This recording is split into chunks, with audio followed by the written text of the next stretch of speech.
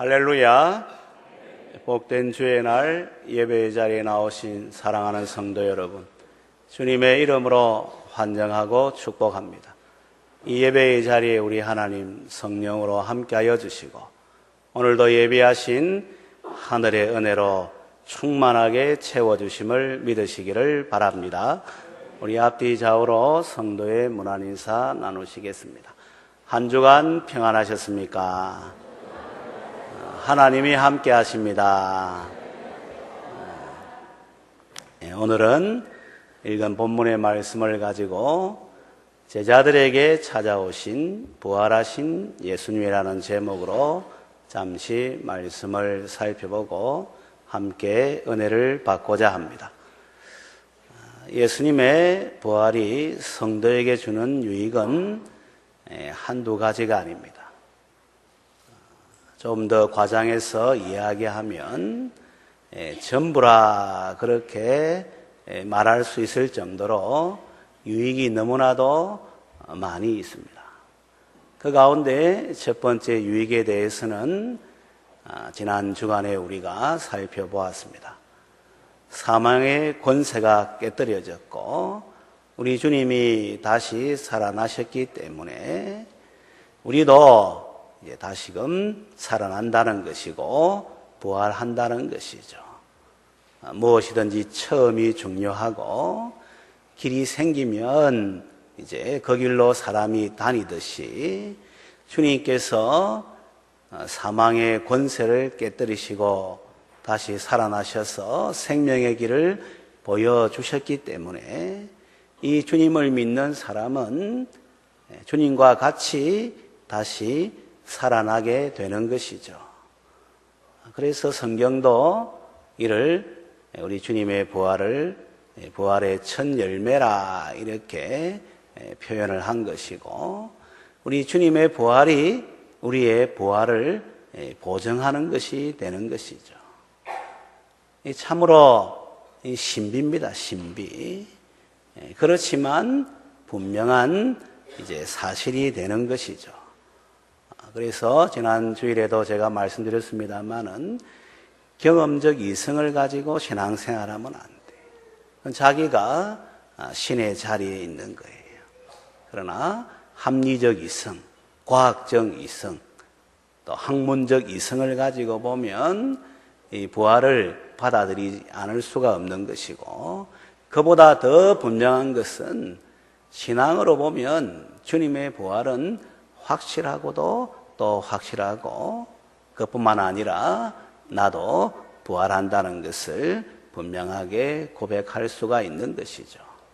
그래서 예수 믿는 사람들은 부활 신앙의 사람이라 이렇게 말을 할 수가 있고 기독교는 예수님의 부활로 말미암아 세워진 공동체라 이렇게 말을 해도 틀림이 없죠. 고린도전서 15장에는 그래서 부활이 없다면은 너희 믿음이 헛것이라 이래 말하고 여전히 죄 가운데 이제 사는 것이라 그래 말하고 이 세상에서 가장 불쌍한 자가 부활을 믿지 않고 사는 자라는 것을 분명하게 말씀하고 있는 것이죠. 그래서 예수님의 부활은 우리의 부활을 보증하는 것이니까 이 성도는 이 땅을 살아가지만 부활을 이제 바라보고 살아가는 이러한 사람이라는 것이 분명한 것이죠. 그뿐만 아니라 삶의 자리에서 이제 무능하게 살아가는 것이 아니에요. 부활의 생명, 부활의 능력, 부활의 소망 가운데 담대하게 살아갈 수가 있는 것이죠. 사람은 연약하기 때문에 불안해합니다.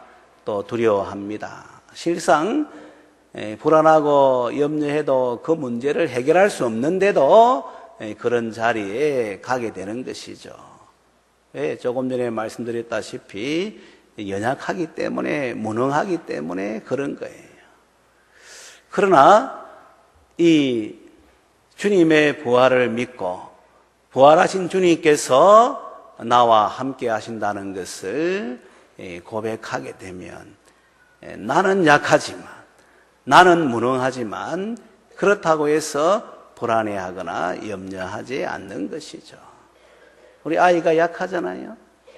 뭐 4살, 5살 아이가 약하고, 또 갓난아이가 약하고, 뭐 초등학생이라 해도 약하고, 뭐 중학생, 고등학생 해도 약하잖아요. 그런데 그 아이가 그렇게 염려하고 불안해합니까?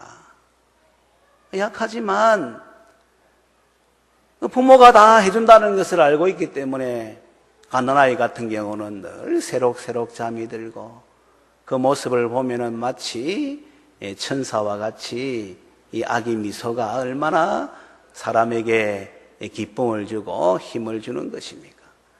제일 무능하고 제일 연약하지만 그렇다고 해서 불안해하거나 염려하지를 않는 거예요. 여러분들, 이게 참 중요한 내용이에요. 내가 가져서 힘이 있어서 불안하지 않고 두려워하지 않는 게 아니에요. 가지면 가질수록 더 불안해하는 거예요.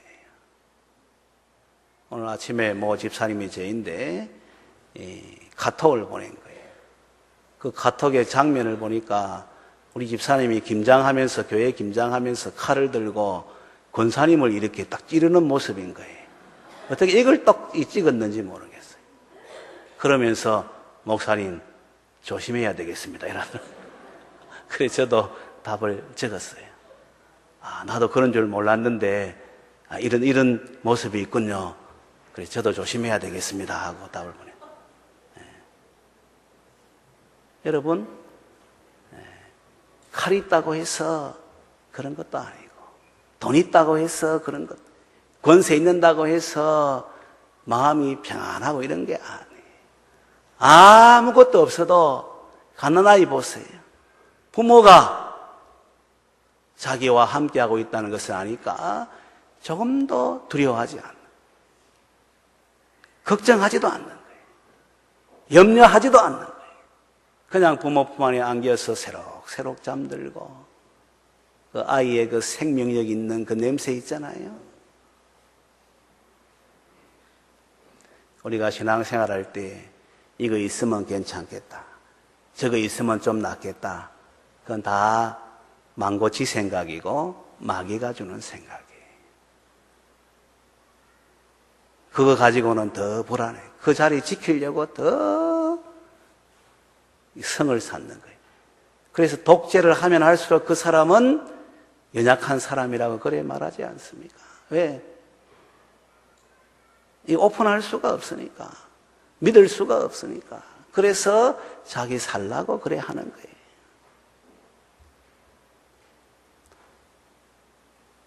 우리가 부활하신 예수님을 이제 믿게 되면은 부활의 생명, 능력, 소망이 있으니까 어떠한 삶의 자리에서도 두려워하거나 걱정하거나 불안하지를 않아요. 이게 한번 따라하도록 하겠습니다. 살아있는 신앙입니다. 할렐루야. 우리 성경을 보면은 풀무불 앞에서도 두려워하지 않는, 사자굴 앞에서도 두려워하지 않는, 죽음 앞에서도 두려워하지 않는, 내 모든 것 가져가는 자리에서도 두려워하지 않는 거예요. 이게 이론이 아니라 실제라는 것을 삶의 현장에서 그대로 보여주는 거예요. 그러니까 여러분, 부활 신앙을 가지면은 성도에게 얼마나 유익이 되는지 그걸 분명하게 알 수가 있는 거예요. 나도 다시 살아난다. 부활의 주님이 나와 함께 하시니까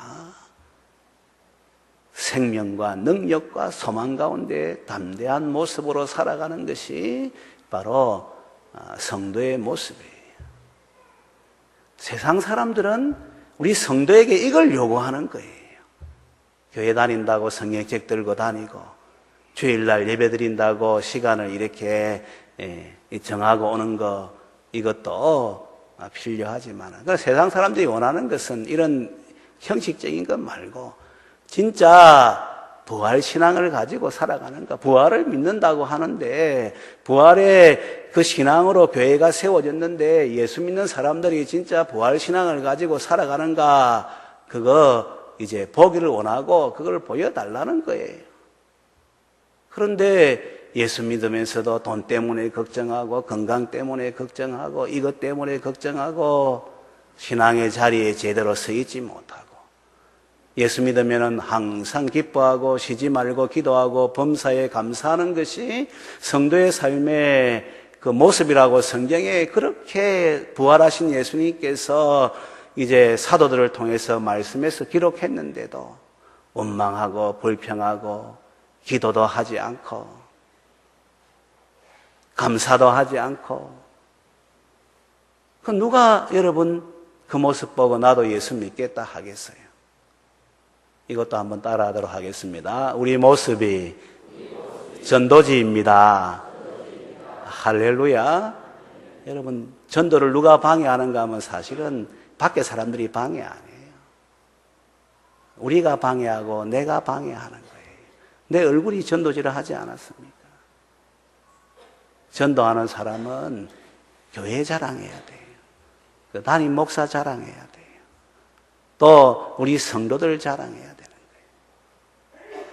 그런데 그거 안 하니까 전도가 안 되는 거예요, 여러분. 세상이 뭐 어려워서 전도가 안 되는 게 아니고 우리가 믿고 있는 내용이 진리가 아니라서 전도가 안 되는 게 아니라 내가 전도 안 한다니까요.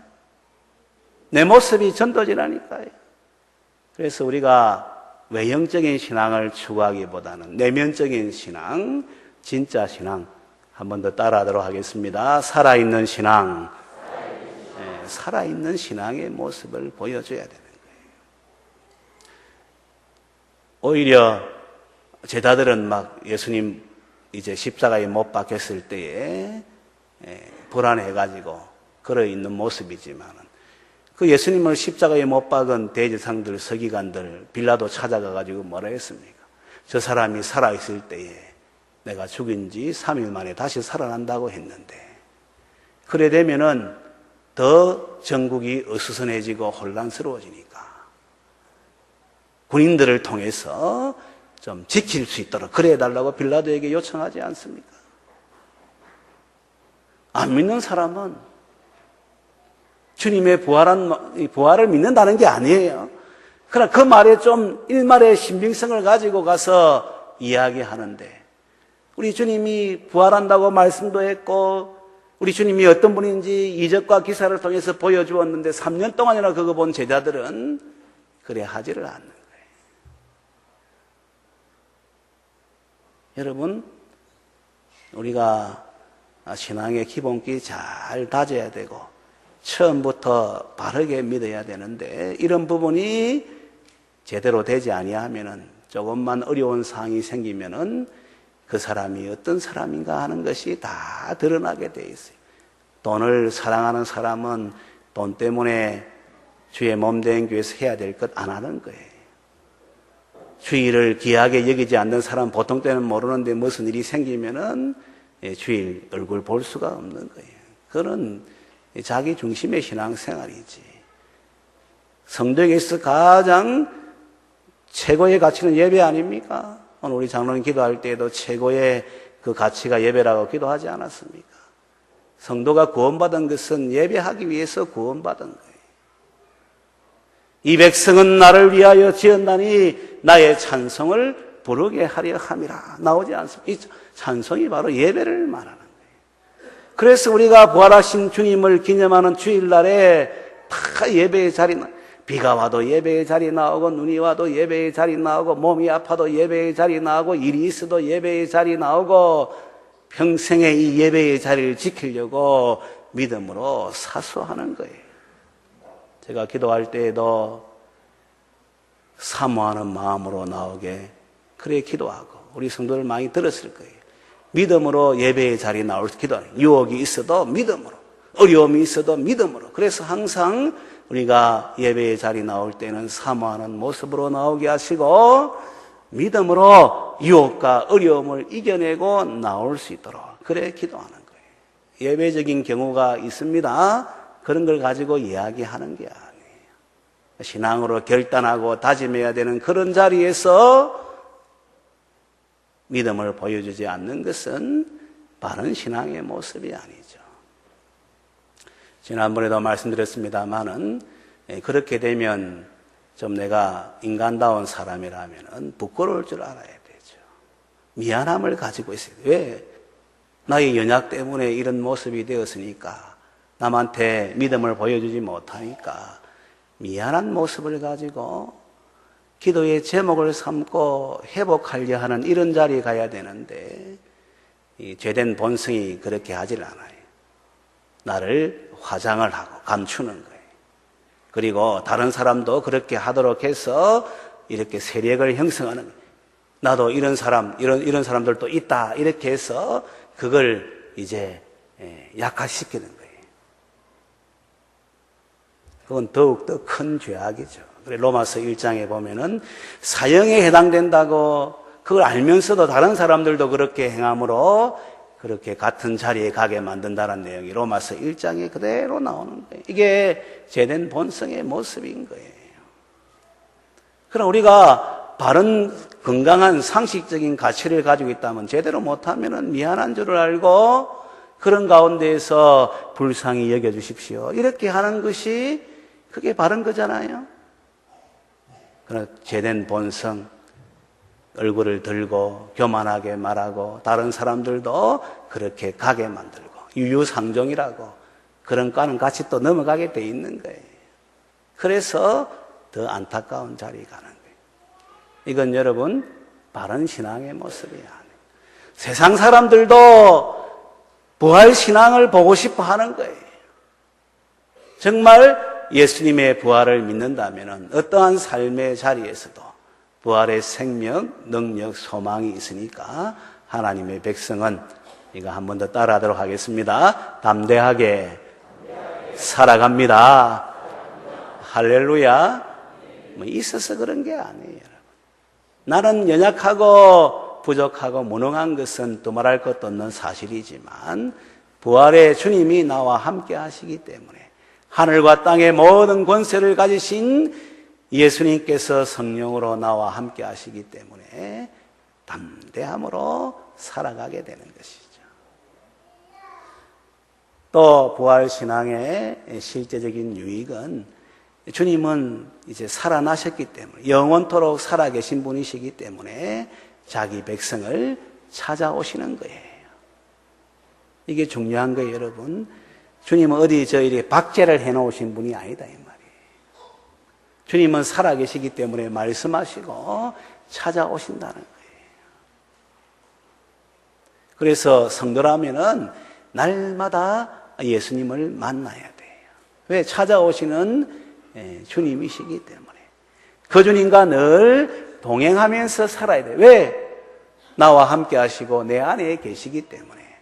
그래서 주님을 만나야 하고 주님과 동행하는 삶을 살아가는 사람이 바로 주님의 사람이고 내 친구라 우리 주님께서 말씀하지 않았습니까? 내 형제라 말씀하지 않았습니까? 그런 관계 속에서 이 땅에서 이제 살아가게 되는 것이죠. 살아계신 주님을 만나기 때문에 우리가 말씀을 위해 기도할 때에도 뭐라고 기도했습니까? 말씀으로 찾아오시는 우리 하나님을 만날 수 있도록 그래 기도한 거예요. 왜? 살아계시기 때문에 그렇고 찾아오시기 때문에 더 그런 거예요. 이것도 한 번 더 따라하도록 하겠습니다. 찾아오시는 주님을 만납시다. 할렐루야. 오늘 보세요. 부활하신 그날 저녁에, 그 당일 저녁에 예수님께서 제자들에게 찾아오신 거예요. 이미 부활하신 예수님이 처음으로 막달라 마리아에게 보여주지 않았습니까? 또 이 천사들이 이 여자에게 말을 한 거예요. 갈릴리에 가라. 그 장소에 전에 약속한 장소에서 예수님 이제 부활하신 예수님을 만날 것이다. 이 말 전해라고 그렇게 이제 말하지 않았습니까? 그래서 원래 계획은 갈릴리에서 만나는 거예요. 갈릴리 어느 정한 장소에서, 정확하게 그 장소가 어딘지를 모르니까 제가 말을 하지를 못합니다만은, 그러나 예수님과 제자들과의 관계 속에서는 그 장소를 정해놓은 거예요. 그래서 그 장소에서 만나자 그렇게 하고, 그 다음에 예수님 부활하셨고 천사들이 여자에게 말을 들려주었고, 또 예수님도 그 막달라 마리아에게 보여주면서 그 말을 한 거예요. 그러면은 이제 그 갈릴리에서 만나야 되는 거예요. 그런데 오늘 이 제자들의 모습 보면은 그게 아니죠. 우리 19절 말씀 한번 읽어보겠습니다. 19절 말씀 시작. 이날 곧 안식 후 첫날 저녁 때에 제자들이 유대인들을 두려워하여 모인 곳에 문들을 닫았더니 예수께서 오사 가운데 서서 이르시되 너희에게 평강이 있을지어다. 이 내용을 자세하게 읽어보게 되면 제자들이 유대인들을 두려워했다는 거예요. 대지상들을 두려워하고 바리새인 두려워하고 서기관 두려워하고 어느 특정 계층을 두려워한 것이 아니라 유대인들을 두려워했다는 것은 그들이 진짜 두려움에 잠겼다는 것을 이야기해요. 우리가 성경 읽을 때에 행간의 의미를 가지고 읽어야 됩니다. 그냥 문자적으로 읽으면은 그 의미를 제대로 이해할 수. 그러니까 지금 제자들이 얼마나 두려워하는가 하는 것을 보여주는 거예요. 그러니까 사람만 보면 두려워했다 이 말이에요. 전에는 이 대지상들, 바리새인들 잡아서 감옥에 가두고 그 다음에 이렇게 박해하는 이런 사람들 두려워했는데 지금은 그게 아니라 불특정 다수 사람들이라면은 다 두려워했다 이 말이에요. 성경은 그런 부분들을 잘 기록하고 있어요. 그 다음에 보세요. 문들을 닫았더니 문 하나 닫은 게 아니에요. 문들을 닫은 거예요. 문들을. 여러 가지 문을, 여러 개의 문을 탁 닫은 거예요. 그만큼 불안하다는 것을 보여주고 있는 거예요. 그러니까 원래는 갈릴리에서 만나야 되는데 이 제자들이 지금 너무 두려워하는 가운데 있으니까 예수님께서 원래의 스케줄을 변경해서, 물론 하나님의 크신 뜻 가운데 이 스케줄이 있으니까 변경해서 부활하신 그날 밤에 제자들이 모인 곳에 예수님께서 오신 거예요. 오셔서 너희에게 평강이 있을지어다. 너희에게 평강이 있을지어다. 두 번에 걸쳐서 말씀하는 거예요. 너희에게 평강이 있을지어다 한번 말씀하시고 그 다음에 20절에 보니까 손과 옆구리 보여주지 않습니까? 내가 죽었다가 다시 살아났다는 것을 다시 한 번 더 확인시켜 주시고 그 다음에 21절에 너희에게 평강이 있을지어다. 이걸 보여주시는 거예요. 이게 여러분 뭘 말하는 것입니까?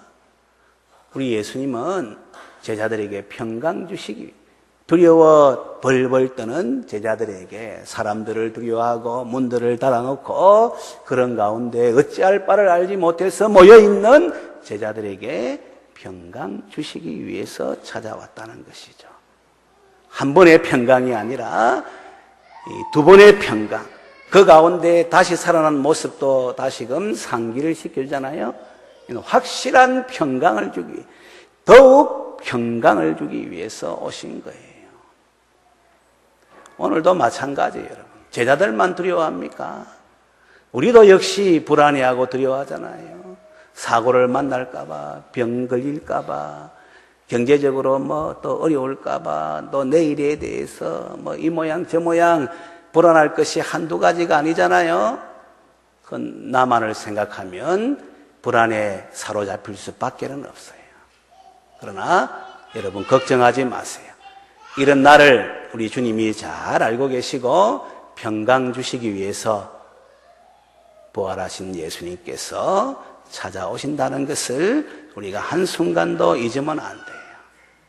그래서 우리 주님을 바라보는 사람, 주님을 기대하는 사람은 평강의 이제 주님이라고 고백하는 이런 자리에 나아가게 되고, 이미 살펴보았습니다마는 우리 주님은 여호와 샬롬, 우리 성삼위 하나님은 평강을 그토록 주시기를 원하시는 분이시라는 것을 분명하게 말씀했는데, 더욱 부활의 주님께서 자기 백성들에게 한 번 더 따라하도록 하겠습니다. 평강 주시기를 원하십니다. 할렐루야. 평강의 사람들 되시기를 주님의 이름으로 축원합니다. 그 다음에 주님께서 이제 사명을 주시는 것도 볼 수 있죠. 21절 말씀도 우리 한번 같이 읽겠습니다. 시작. 예수께서 또 이르시되 너희에게 평강이 있을지어다. 아버지께서 나를 보내신 것 같이 나도 너희를 보내노라. 아멘. 사명도 주시는 거예요. 평강 주시고 네 혼자 잘 먹고 잘 살아라 이런 게 아니에요. 혼자 잘 먹고 잘 살게 되면 뚱뚱해지게 되죠. 또 나태해지게 되죠. 변질되게 되는 거예요. 맞잖아요, 여러분? 밥만 먹고 잠만 자면은 그래 되는 거예요, 여러분. 그러나 일을 하면 그게 아니죠. 일을 하면 더 보람차게 되는 거예요. 우리 군인들 보람찬 하루 일을 끝마치고 노래도 부르잖아요, 여러분. 일이 그래 중요한 거예요. 저는 지금 전도서를 읽어보고 있는데 가장 인생에게 분복이 뭐냐, 하나님의 선물이 뭐냐, 이거 잘 묘사하고 있는데 먹고 마시고 이제 수고함으로 낙을 누리는 것보다 더 좋은 것이 없다는 것이 성경에 나와요. 그 다음에 좀 더 나가면은 더 하나 더 붙여가 선을 행하는 것. 그래서 먹고 마시고 수고하는 가운데 만족하면서 선을 행하는 것이 인생에 있어서 가장 최고의 행복이고 이것도 하나님의 선물이라 이래 나온 거예요. 자꾸 성경을 반복해서 읽다 보고 수십 번 이래 수백 번 읽다 보면은요, 마치 이거 짜듯이 해가지고 그 의미가 더 실제적으로 나와요. 우리 아이들 예배드리고 지금 떠들고 하지만은 좀 거스릴 수도 있지만은 저는 그래 생각 안 합니다. 그 의미를 모르니까 떠드는 거예요. 아이들 떠드는 게 당연한 거예요. 왔다 갔다 하는 게 당연한 거예요. 그러나 조직이 무서운 거예요. 여러분, 조직의 쓴맛을 알면은, 떠들면 안 되겠다. 이것도 알게 되는, 이 훈련, 하나의 훈련이에요. 그 다음에 말씀이 이제 지식이 들어가면서 이 의미를 깨닫게 되면은요, 그때 이제 한번 지나가는 말씀이 이제는 몸에 적셔지는 말씀이 되고, 마음에 새기는 말씀이 되고, 그 뿌리가 막 깊어지는 그런 말씀이 되는 거예요. 그러다가 성령님이 도와주시면은 막 확 깨닫게 되는 거예요. 그래서 마틴 로이드 존스 목사님은 현대의 위대한 설교자이지 않습니까? 아이들 수준에 맞춰서 말씀 전하지 말라는 거예요. 물론 교육은 아이들 수준에 맞춰서 교육해야 되지. 말씀은 이제 하나님께서 깨닫게 해주시고 때가 되면은 또 깨닫게 되고 그 삶이 더욱더 세워지게 되니까 그냥 동일하게 그렇게 말씀을 전하라. 어려운 용어도 그대로 써라. 그러면 아이들 가운데 좀 이 호기심 있는 아이들은 이 용어가 뭡니까까지 물어보면 이 아이는 더 분명하게 알게 되는 것이죠. 그래서 저는 여기에 관점을 두고 우리 아이들 같이 예배드리고 떠들어도 괜찮다고 하고 그래 하는 것이고, 너무 떠들면은 우리 부모가 또 마음 조바심하면서 또 하지 않겠습니까? 그래서 그런데 신경 쓰지 말고 예배에 집중하라고 말씀하는 이유가 거기에 있는 거예요. 여러분, 일을 해야지, 사명감으로 일을 해야지, 그게 정말 행복한 건데, 부활하신 예수님께서 나타나셔서 아버지께서 나를 보내신 것처럼 이제 나도 너희를 보낸다라고 이 사명을 주시는 것이죠.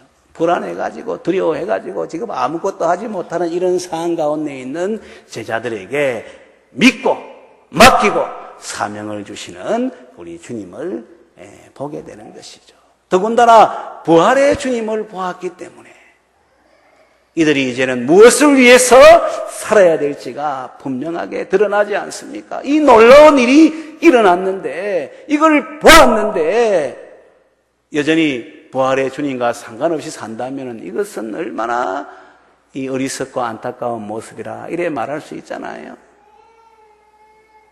우리 주님은 부활하셔서 평강만 주실 뿐만 아니라 이 부활의 주님과 동행하고 이 부활의 주님을 위해 살게 하고 이 부활의 주님을 증언하도록 하는 사명도 부활을 믿는 성도에게 주셨다는 것을 우리가 한순간도 잊으면 안 돼요. 그뿐만 아니라 성령님도 주시는 장면이 나오죠.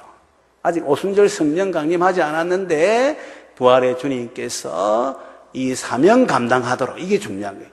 하나님의 일은 내 힘으로 할 수 있는, 내 능력으로 할 수 있는 게 아니에요. 이게 왜 영적인 일이고 하나님 나라의 일이기 때문에 내 힘으로 할 수 있는 게 아니에요. 우리가 신앙생활하면서 직분 맡으면서 내가 이런 사람이니까 나 이거 할 수 있다.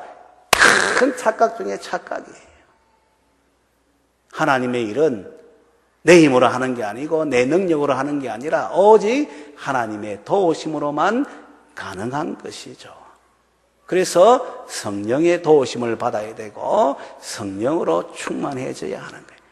재능, 은사 가지고 그렇게 섬긴다 하면 이 사람은 교만한 자가 되는 것이고 나 아니면 안 되는 줄로 착각하는 것이고 오히려 더 하나님의 일을 무너지게 하는 거예요. 여러분, 주의 일은 재능도 필요하고 은사도 필요하지만 그러나 내 힘으로 내 능력으로 하는 게 아니에요. 이것도 한번 따라하도록 하겠습니다. 하나님의 도우심으로 감당할 수 있습니다. 할렐루야. 이걸 한순간도 그래야면 잊으면 교만한 자가 되고 제가 조금 전에 말한 대로 내 없으면 안 되는 줄. 내 없어도 잘 되는 거예요, 여러분. 이 자리에 제가 없어도 잘 되는 거예요. 그 착각하면 안 돼요. 그래서 주어진 시간, 주어진 직분 하나님 앞에 잘 보이려고 최선을 다했어야 되는 거예요. 여러분, 메뚜기도 한철이라 하지 않습니까? 늘 내 시간만 있는 게 아니에요. 시간은 지나가는 거예요. 금방 후딱 지나가서 나이가 들고 백발이 되고 이제 힘을 못 쓰고 또 요양원에 갈 때가 곧 다가오는 거예요, 여러분. 그거 여러분들 잊으면 안 돼요, 여러분. 저는 한 주간에 한 번씩 할 때 우리 안필수 집사님 찾아뵙는 거예요. 가서 1시간 정도 한 찬양도 10몇 곡 부르고 옛날 추억도 이야기하고 우리 안 집사님 백바지 입고 모자 쓰고 자갈치에서 다른 팀 여행 온 팀하고 이렇게 또 그 춤 대결한 거 이런 것도 이야기하고 있을 때 잘해 노래 불렀다는 것도 같이 불러주고 이야기하고 아니 사님 한 2번, 3번 크게 웃는 거예요. 기억력 대단한 거예요. 그런데 그는 그 모습이고 이면을 보면은 참 나도 언제 나이 들면 저래 곧 다가올 것인데 이런 생각하는 거예요. 그래서 여러분 시간 그냥 보내면 안 되는 거예요. 정말 이 주의 일, 주님의 은혜 가운데에서 잘 감당해야 되겠다는 이 마음의 각오를 다짐하고 새롭게 하고 그 다음에 주의 도우심 받아 감당하는 이런 자리 가야 되는 거예요. 조금 뭐 내 재능이 있다고 은사 있다고 뭐 좀 힘이 된다고 그런 자리 있으면 안 돼요. 그 바로 망하는 자리로 가는 것이고 타락하는 자리로 가는 것이고 안타까운 자리로 가는 거예요. 한 번 더 따라하도록 하겠습니다. 전적으로 주의 은혜로 살아갑시다. 할렐루야. 그래서 성령님 주시는 거예요. 성령님만 주시는 것이 아니라 보니까 22절에는 23절에는 우리 22절 23절 말씀 같이 읽어볼까요? 시작. 이 말씀을 하시고 그들을 향하사 숨을 내쉬며 이르시되 성령을 받으라. 너희가 누구의 죄든지 사하면 사여질 것이요 누구의 죄든지 그대로 두면 그대로 있으리라 하시니라. 아멘. 성령도 주시고 죄 사함의 권세도 주는 거예요. 죄는 예수님만 사하는 거예요. 이것도 착각해가지고 제자들이 죄 사한다 이렇게 적용하면 안 되는 거예요. 그러나 문맥을 가지고 적용하면 성령님의 도우심을 받아서 복음을 전가할 때에 이 복음을 믿는 사람은 죄 사함을 받는 거예요. 맞잖아요? 이 복음을 받아들이지 않는 사람은 죄 있는 모습 그대로 있는 거예요. 이걸 지금 이야기하는 거예요.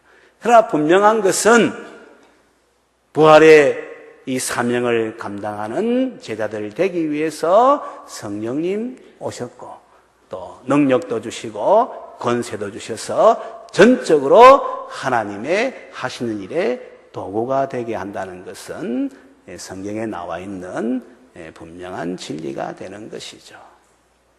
오순절 성령 강림 전에 예수님께서 제자들에게 성령 주신 것도 맛복이에요. 오순절 날 이제 성령이 충만하게 부어져서 그 증거로 교회가 세워지고 오늘 우리가 있지 않습니까? 그래서 우리는 더욱더 부활의 증인으로 성령님의 도우심을 받아서 살아야 될 자라 하는 것을 적용할 수가 있죠.